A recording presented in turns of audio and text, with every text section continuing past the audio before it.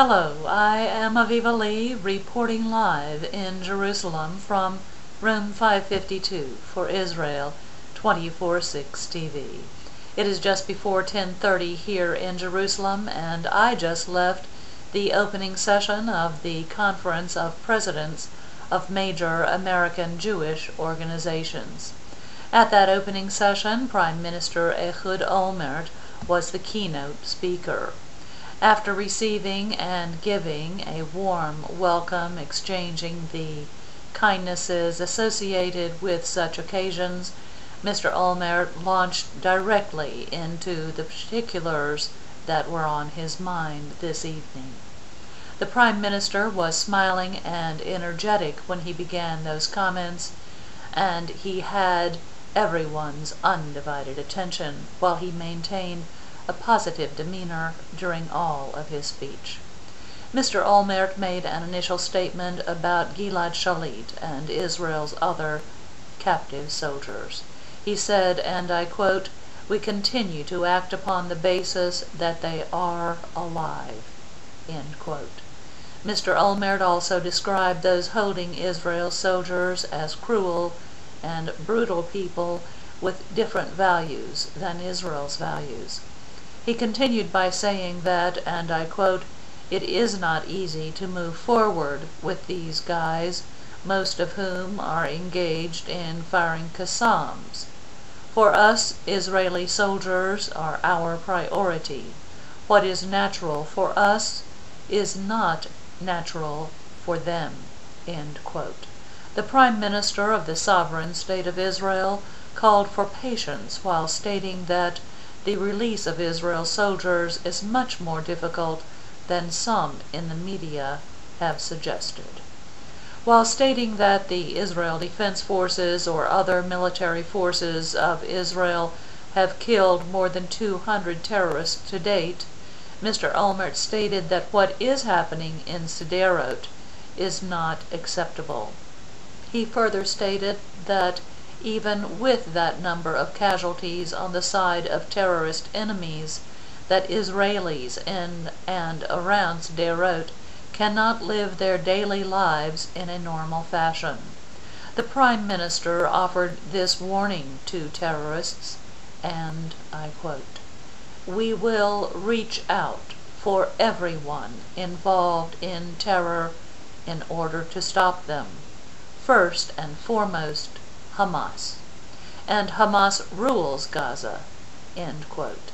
He further stated concerning Hamas, and I quote, "They are in charge, they are responsible, and we will reach out and attack everyone who has any responsibility," end quote.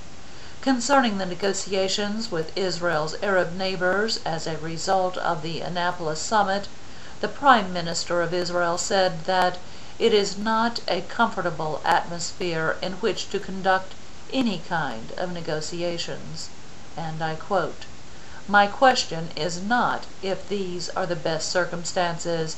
My question is how, if these are the best circumstances, can we create the basis for a future peace," end quote.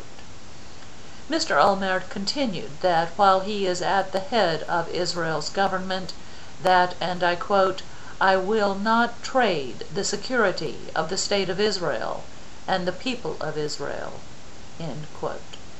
He further acknowledged that Israel will make painful compromises in order to achieve a lasting peace, but that there will never be any compromise on the security of the sovereign State of Israel or her citizens.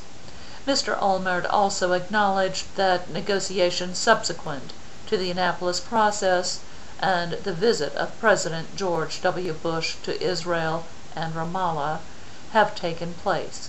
He further acknowledged that it has been officially agreed between himself and Mr. Abbas that the future of Jerusalem will be the last item negotiated, and that after the significant implementation of other issues negotiated. Mr. Olmert also assured his audience that, and I quote, "We are not building settlements," end quote. He further stated that our neighbors and Washington could rest assured that Israel will do precisely what she has promised to do, so long as he is at the head of the government. Mr. Olmert continued, and I quote, "In this area, what we negotiated in good faith with clean hands to lead to the framework essential for peace." End quote. Just moments later, the Prime Minister mentioned the roadmap and the processes which it called for being implemented.